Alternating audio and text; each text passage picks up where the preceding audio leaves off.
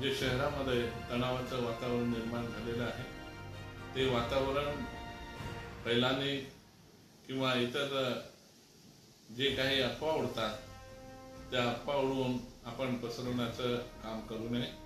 कारण पोलीस विभागानं आपल्याला सर्वांना शांततेचं आव्हान दिलं आहे आणि त्याचबरोबर त्यांनी शहरावर जे तणावाचं वातावरण होतं त्याच्यावर निश्चितपणानं या ठिकाणी कंट्रोल केलेलं आहे।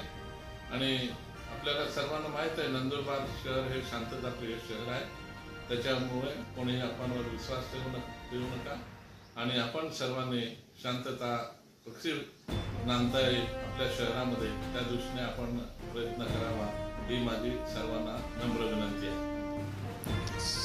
सर्व नागरिकांना आवाहन आहे, नंदुरबार शहरामध्ये ईदची मिरवणूक दरम्यान जे दगडफेक झाली आणि त्या 2 गटामध्ये जे दगडफेक झाली त्याच्यामुळे शहराचे जे काही कायदा व सुव्यवस्थेचा प्रश्न आहे त्याच्यावर प्रश्न निर्माण झालेला आहे। आता परिस्थिती शांतता आहे, पोलीस बंदोबस्त पूर्ण शहरामध्ये तैनात आहे आणि परिस्थिती कंट्रोलमध्ये आहे। सर्व नागरिकांना एकच आवाहन आहे, कुठल्याही परिस्थितीची आक्षेपार्ह व्हिडिओ आक्षेपार्ह अफवा पसरू नये आणि अफवाला बळी पडू नये।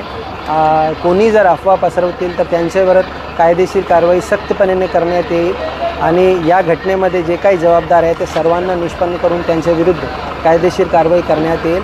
सर्वांना शांतीचं आव्हान देतोय, सर्वांच्या सहकार्य प्रशासनाला अपेक्षित आहे। एवढंच बोलतो। जय हिंद, जय महाराष्ट्र।